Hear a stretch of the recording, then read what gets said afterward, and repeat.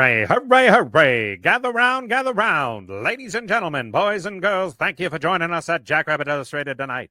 We would like to mention that the following program contains the possibility of bad language, inappropriate comments, and hosts with the propensity to wander off topic.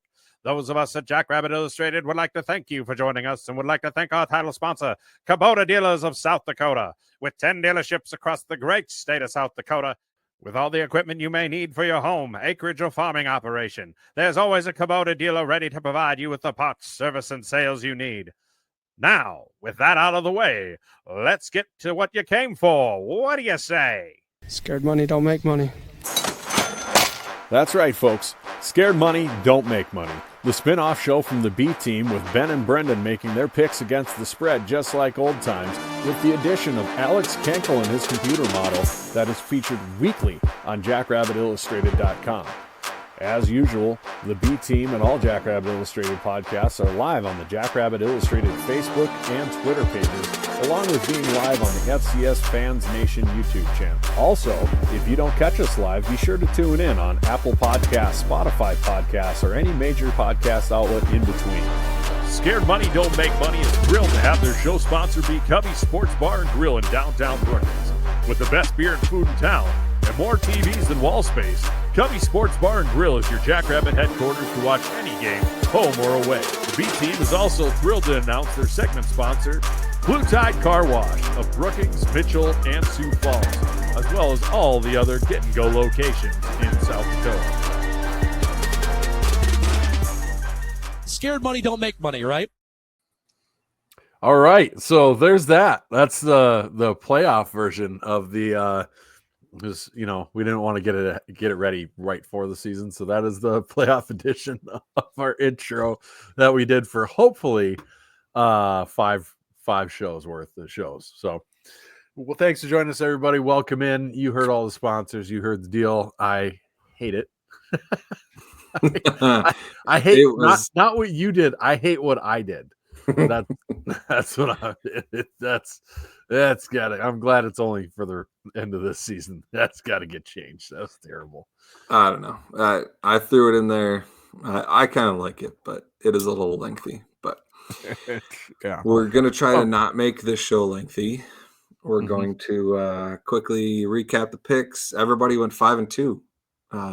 Nobody moved anywhere. Wild.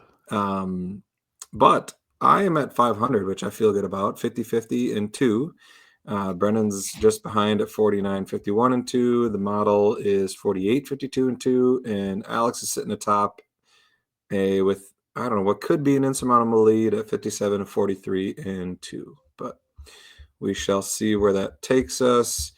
Just to quickly recap the games, Tennessee State beat SEMO and covered. Montana State whooped Montana 34-11 and covered. Murray State, what happened? We all trusted Murray State, and the spread was only 15, and you went out and lost by 62. 62-0 against Southern Illinois. I don't know. Is Michael here? You're muted, Brendan. Against a grad assistant turned starter. Yeah. And then you let him set a school record for passing touchdowns. That's I embarrassing. just saw that article today. Through 7 touchdowns, it was a school record. Also, It was a Stone, cool when you're story. listening, how does it feel to have a GA come off the bench and just casually set a passing touchdowns record? That is great. It almost makes you think, like, did he find some prop bets on himself and go like pay off Murray State or something like that? Because man, that is embarrassing, losing by that much to that type of talent. I don't know. Yeah, that's tough. Rev wishing Alex the happy birthday early, and we will wish Rev a happy birthday since it's his birthday actually today. Happy birthday, Dustin. I don't know why you're spending the evening hours of it with us, but thank you for doing so. You silly goose. Love it. UNI beat Indiana State 41-34, but Indiana State covered. Illinois State took care of business 35-13 against UND and covered. USD with a I don't know. I call it a miracle win, but I mean, because they had to have a lot of stuff go right at the end there. 29-28 against NDSU at home and covered, and they were featured. What's that? I call it improbable. I wouldn't call it a miracle because NDSU, they brought Matt Entz back for one game, evidently. That's how they finished that one, but yeah, I don't know. I mean, they had to have a lot of things go right at the end there to win that game, but they did get featured on Bad Beats. The for the over hit when it did not look like it was going to hit, and it probably should not have hit. So that was interesting. And then SDSU covered against Missouri State 45-9. Never in doubt. I guess we can talk about that game a little bit. The only time that it was in doubt, I think, was on the fumbled kickoff. And, if they would have converted that to a touchdown, I think I would have been, I don't know, a little worried at least. But, outside of that, it was pretty much business as usual. And, I mean, Brendan and I gave our thoughts on it on the B team. Alex, you have any thoughts? yeah, and to be completely transparent, I still haven't watched the whole thing start to finish. I don't know that I will. I watched the first half where I had to run to go to an airport too. You didn't miss much. Didn't My miss much. brother-in-law's office. And I don't know how much of the games I'm going to get to watch tomorrow because we're playing back tomorrow and got to do family Christmas tree stuff and all that. So hopefully catch some highlights before I go to bed tomorrow. But yeah, from what I saw, passing offense once again really looks sharp coming into the postseason. Something I really wanted to see. Changane, as you guys all talk about, 18-8 team. Changane was fantastic. They're getting hot right when he wanted to. And Tucker Large and Caleb Francel, or Tucker Large and Caleb Francel. I don't know what more you say about that. We're so lucky to have those guys. I'm pleasantly and thankfully surprised, as we all talked about in our group chats, about Francel being a Buchanan semifinalist. That is a awesome and well-deserved honor for him. Yeah, he's played really well this year, and he's lived up kind of to that hype that we saw a flash of him, and then he got injured, and he's definitely kind of lived up to that. Well, the potential that we thought he had. So really cool to see. With that, why don't we roll into JIAI quick? I just pulled up the stats. Brought to you by Blue Tide Car Wash. Locations all over the state. They're in Brookings, Mitchell, and Sioux Falls. I just saw the Mitchell one today. I was out west there in Chamberlain and got to see the Blue Tide one in Mitchell. That is up and running. I know it because I saw cars going through it. So she's up and running. If you're in the Mitchell area, get yourself Blue Tide Unlimited membership and get as many car washes as you want, especially in the winter. Keep that salt and grime off the car. Go to Blue Tide Car Wash today. Perfect. What were you saying, Alex? Oh, I was just said I pulled up the FCS national stats. Just going through some teams you don't necessarily watch every week. I was going to point something out, but I didn't want to put salt in the wound for Dustin, especially on his birthday. Ooh. SFA is the only team both in top 10 scoring offense and defense to not make the playoffs. Ouch. That's what they call underperforming. Well, Vidlac got hurt was a big part of it. Yeah, that does. So it's just called not knowing how to finish, I think. I mean, you're performing. If you're top 10 offense and defense in that conference, defense is more impressive, but you're just not finishing. Underperforming compared to expectations, I'm saying. Anyhow, JIAI. Let's get into it. We need it. This is the lowest energy one we have ever done. Now we'll kick it up a notch here. The face of JIAI every time. The face of Blue Tide Car Wash, Brendan and his Deep V. For Thanksgiving edition of JIAI, I wanted to take a run around all of the Jack Abbott Illustrated members, see what they're up to for Thanksgiving. First off, we have Brendan. Probably saw this tweeted out, doing a little turkey dance on the Macy's Day Parade. Love that one. Yeah. Got nothing. This is Ree and I enjoying Thanksgiving. Little friends throwback here. This is Alex. Look how nice Benz is to himself, but Right. everybody else around him, he's a dick. Alex throwing away the Kenkel model. Trying to find a new model here. Chad always looking for the beer. He's always running for beer too. It's true. Matt making a deal with Cubbies that they can't refuse. Bring back the for J. the- Italian nachos. For the J. Italian nachos. Dallas, I'm sure being a hockey dad somewhere. This is obviously not Dallas's figure, but I No. just the gif was too good. I had to put Dallas's face on it. That's Dallas at his kids' hockey games.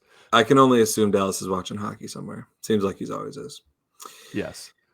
And then we've got Jake riding in his or dreaming about riding in his side by side that I don't know if he's ever gonna get, but that's the runaround for JI people. We got SEMO just limping into the playoffs. They looked really good to start Bullet the holes. year. And only one leg now. It's going to be tough to play. Bobby Houck just can't seem to figure it out against Montana State. I feel like his nose is really accurate in this one for some reason. Murray State looking for a new conference, possibly the Pioneer League. They just what a horrible year in the Valley, and obviously it's going to be tough until you can get the right players. But they look like they need to go play in the Pioneer League. Skeletor riding off into the sunset with one last win. Good for him. What's that? That's what we mean. Yeah. UND's looking for some money to buy out Bubba's contract. I went back and looked, and I mean, since they were in like the top 10, weren't they, or top 8? Yeah, they started Yeah. 5-2 and we're on a 5-game win streak at one point. And Yeah, and just the way they ended that season, man, was awful. And it wasn't only against like the top teams. I mean, they lost to who was it? Youngstown in overtime. Youngstown. Yeah, Indiana State. They lost to the trees on the road. Yeah, and then obviously SDSU USD, which you can understand, but then just to put up a stinker against Illinois State to end the year, I don't know, man. They got to be regretting that contract for sure. Like I said, I called it a miracle, and never want to give them too much credit. But the Yotes pulling out the win against the Bison, which was wild. That it was an entertaining game, and I thought after I wish that they hadn't had the leaping penalty, because I was really interested to see what would have happened if NDSU would have went up by 7, USD would have got the ball. It would have been interesting. I mean, it obviously turned out really interesting, but I still don't know. I mean, I saw the breakdown of that last play where USD scored a touchdown on NDSU, and somebody said that it wasn't a broken coverage, but I don't believe that. I think that there was a safety over top, and the safety over top should have covered the middle seam, and the cornerback should have taken the outside seam. No, and he went with the middle seam. Yeah, I'm not the football brain a lot of other people are, but like all of us, I watch way too much football and talk shows. It looked like the corner was playing cover 2, and it looked like the safety was playing cover 3 or cover 4, and hence the big just patch of green with nobody standing around that guy. Yeah, I couldn't believe it. But there were two. I mean, the fourth down throw that they had to have was a really, really nice throw and catch. And then the sideline one was insane too, with the kind of twirl and getting his foot down. So, I mean, they earned it. And I mean, NDSU, they had their opportunities, man. They should have closed out that game. As we know, weird things happen down in the dome. But that was a fun game to watch anyway. And then the Bears putting their tail between their legs, heading to the cesspool that is the CUSA. So go enjoy that. Expensive FCS. What's that? Expensive FCS. Exactly. All right. With that, let's get into our picks for this week. We've got a full slate of round one playoff games. We'll start out not in Illinois State. We'll start out at SEMO because Illinois State can't host. But Illinois State is a 2-point favorite on the road. What's the model say? Model says Redbirds by 1.3, so it is just barely going to take SEMO to cover. It thinks that's a really good line. I agree. I think SEMO has struggled enough that it really makes me want to take Illinois State. But the best player on the field should be Paxton DeLaurent, and especially at the quarterback position, that should mean something. But who has the better run game? Who has better defense? Those are things that matter, especially this time of year. Illinois State, both of those. So 2-point, we're basically talking money line. Give me the Redbirds. I thought you said you agreed. Do you want the Red Hawks or the Red Birds? Redbirds. I said that's a very good line. Okay. I am going to take SEMO at home here. If this was on the road, I'd probably take Illinois State. My head says Illinois State should be able to control this with their run game and then be able to have Rittenhouse or what's his name take over and make the clutch plays. But I just got a feeling that DeLaurent is not going to just flame out like that. I think he's going to have a big game. I think he's going to do enough to cover and win by 3. I think it'll be a tight game, but I think because it's at home, I'll take SEMO. I'll take Illinois State. I think they're a bit underrated. They, had some games where they didn't look the best, but they did what they needed to do, pile up wins. I think they win this one, by 7 to 10 points. So I'll take an easy 2. Next up, we've got Central Connecticut State going to Rhode Island, who is a 14.5-point favorite at home. Model says Rams by 16.18, so it will take the Rams to cover. And so will I. I think the Fighting Anderson De Leons really just dominate both sides of the ball in this one, especially in the trenches. As Kevin and Matt talked about on A-Team, Central Connecticut State really shouldn't be in the playoffs. I mean, they should. They earn the right to do so by beating Duquesne. That was just such a weird game. Duquesne would have been a way better matchup. The Rams are going to dog walk them, and I see it by more than 14. Yeah, Rhode Island has a good defense and okay offense. And against Central Connecticut State, that's going to have proved dividends in a big way. I don't see CCSU staying within 2 scores at all. It's going to be a 4-score game. Agreed. I think Rhode Island rolls in this one. Did you say the model? Which one the model take? Rhode Island. Okay, perfect.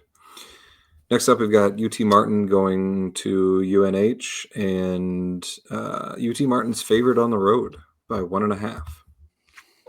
That's because the CAA's dog shit. Model says UT Martin is favored by 0.6 of a point. So it will take New Hampshire to cover, but just barely. I think UT Martin wins this one big. I'm not super overly impressed with what I've seen. A little bit of New Hampshire I've watched this year, and UT Martin's a good football team. Realistically, UT Martin's a couple bounces away of the football for me a top 8 seed this year. Give me UT Martin. I understand why the odds are maybe that close. If you look at both teams' records and stats, but if you put on the tape, I just don't think this is going to be a very close game. Yeah, Seth Meyer saying UNH might be the best team in the CAA. They played almost all top teams while everybody else only played 1. That's fair, but I'm unimpressed with the CAA's top teams as well. So give me UT Martin on the road to take this one. The CAA is I'm banking on the CAA just flaming out and So what's probably going to happen is they're going to do the opposite and they'll win all their first round games and then get absolutely pummeled the second round. But I'm going to go ahead and take the UT Martin on the road. Man, I'm real tempted to take the home dog here, but I don't think I can. I'll go with UT Martin as well. Eastern Kentucky goes to Villanova, and Villanova is a 9.5-point favorite at home. Model says Nova by 9.6, so it is just barely going to take Wildcats to cover. I don't know. I kind of like Villanova to win here, but I think Eastern Kentucky will cover. I don't know that it'll be by 2 scores. Similar deal. Nova CAA team hasn't looked overly impressive, and Eastern Kentucky's been getting hot right point of the year this time. So, I said I think Villanova will win, but I definitely will take Eastern Kentucky to cover a 9.5-point spread.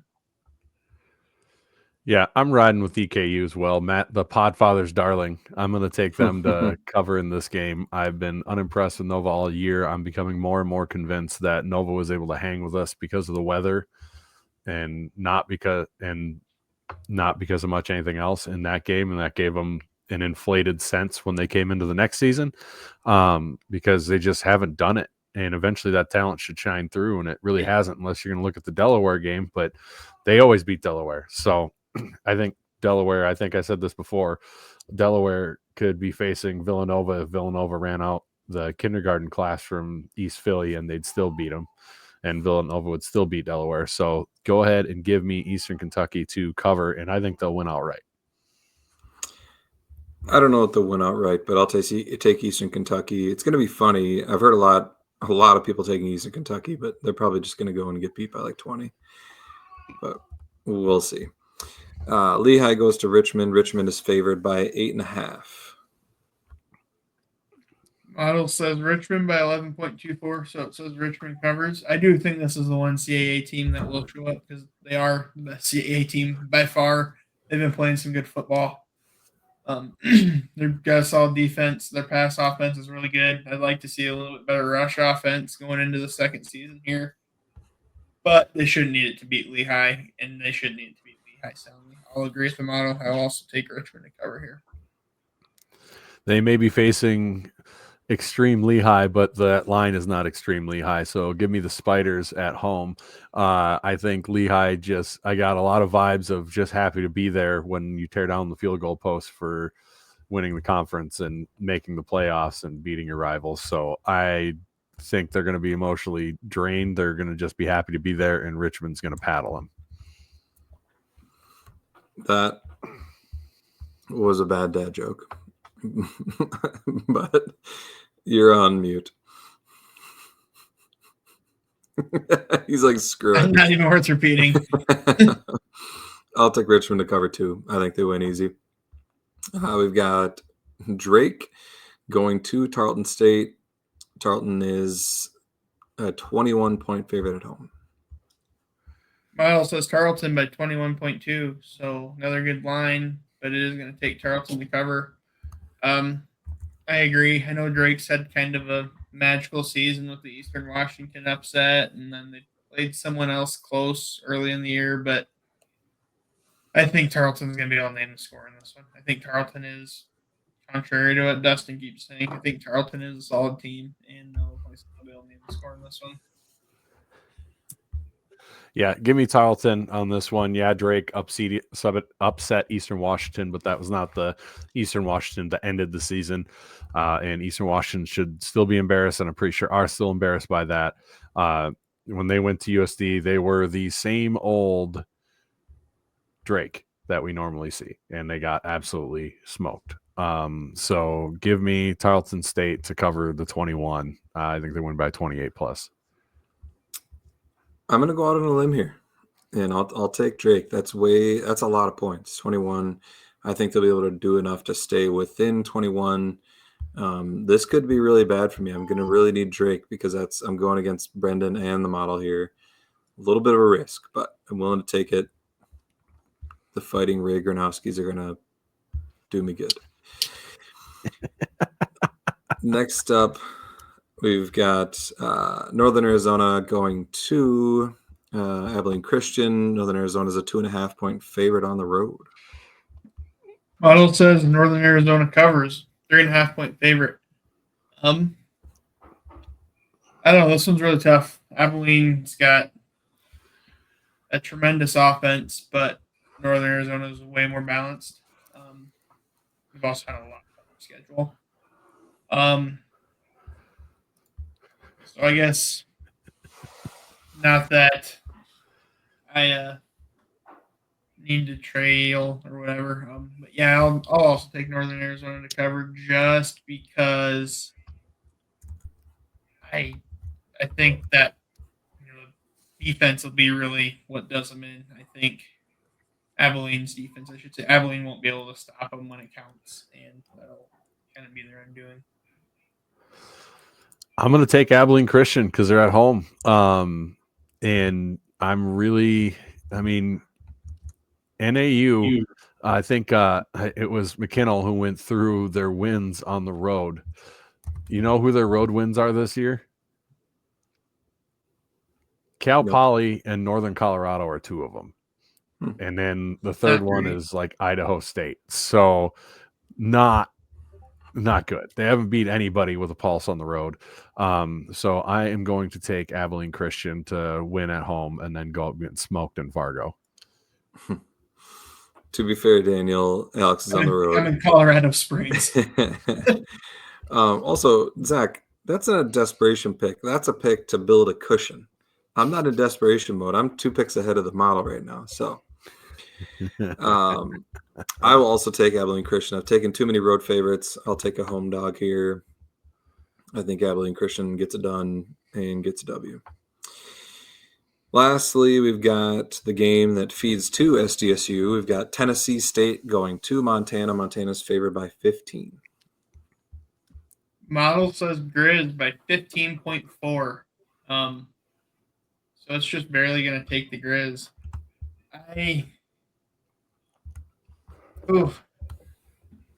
15 I feel like is a lot. Tennessee State's hot. They've been playing really well the back half of the year. I don't think they have what it takes to go into Wagers and win. But I do think they have what it takes to cover, especially with the continued inconsistency of Montana's defense. I agree they played Montana State last week, and it's very easy for defense to look bad against Montana State. But that inconsistency, I think, especially Tennessee State's been able to light up the scoreboard a little bit. I think Tennessee State covers, but the Grizz lose or win. I'm going to go ahead and disagree. Every year, there's a difference between Tennessee State can still be a good and hot team, but there tends to be a difference once they face a top-end Big Sky Valley team. And I've taken a lot of teams from smaller conferences so far, but that's because they were all facing the CAA, who I view as should have less respect than the Southland or the Big South or anything like that. But if we go through, I would love for Tennessee State to give them a hard time and win. I think that'd be great. I'm not a huge fan. And like Kevin Marshall points out, the TSU special teams are awful, which is a nightmare if you're facing Junior Bergen. Just kick it out of bounds. 35 is better than a house call. Yeah, but if you're terrible at special teams, you're probably not good at that either. They had some absurd ranking, but I think that Montana covers this game. Even playing what I consider to be a damn good Davis team, that was a fight for the majority of the game at Montana. And I don't think as much as I think Tennessee State's a good team, I don't think they could hang at all with Davis unless Davis was sleepwalking. I think they've taken a lot of heat after losing the Brawl of the Wild, and they're going to be locked in for this one, and they'll be smart enough to start Logan Fife the whole game. So I'm going to go ahead and take the Grizz to cover. I think I will as well. I don't know what time this game is. I was going to look and see. It's like 9:15 kick. Oh, late in Montana. 8:15 local time. So it's going to get a little chilly tomorrow night. That's on ESPNU. Not sure. ESPN2. I will take Montana here. I think that the atmosphere is going to be too much for Tennessee State, and they won't like the cold. And I think Montana finds a little success after licking their wounds against Montana State. So we'll see. It'll be interesting to tune into that game and see how the teams look and who gets fed into Brookings. It looks like it's going to be a chilly one next Saturday, based on the weather now. Kev, it's not Nashville isn't Miami, but it's Nashville is also not Missoula. no. You know, people who live in Missoula should know that. No, it's different. So with that, thanks everybody for joining. Oh, you go ahead. It is going to be maybe like high 30 degrees. 38 and a At low kickoff. 27. So It's gonna be like 30 at kickoff. That's not terrible, I guess. No, it's not too bad. Yeah. that's not awful. I do feel I was listening. Somebody was saying it's like in the high 30s, low 40s right now down in Tennessee. So it shouldn't be a shock to their system.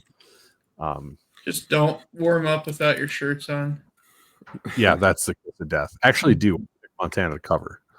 Actually, yeah, that's about what the weather's been in Nashville this week. So sorry, Kevin, I stand corrected. You're right. It won't be I guess weather won't be too much of a shock for the Tigers. Yeah.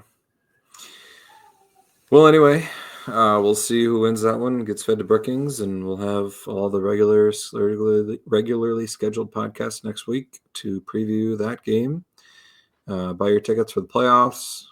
Go buy some Jack's gear. 30% off today for Black Friday. Yep, That's you all still I got. got Anything else? You got until midnight, 30% off the whole website. It's online only, Jackrabbit Central. So big discounts there. And beyond that, the playoff tickets are $10. Mm-hmm. And every game from here on out, it might be your last chance to ever see Mark Gronowski and Adam Bach and all these guys, Tucker Large, suit up in a Jackrabbit uniform, show up for them. That's a big thing. And that's huge dividends for future success as well. So I feel like we'll see Tucker Large play more, but yeah. Well, he's not a senior? No. I'm an idiot. Fine, whatever. I am an idiot. Tangent. That safety room is going to be stacked next year with him. Good God. Reader Yeah. getting to med red and Durant's and Herder back. yeah, Are we that's just nasty. going to play nickel all the time? It's possible. It's possible. Yeah, he's a junior. Well, I'm an idiot. Jesus. Anyways. It happens. All right. Well, Chris is covering for Jim tonight. Appreciate that. As always, go big, go blue, Go Jack. Jacks. Go Jags.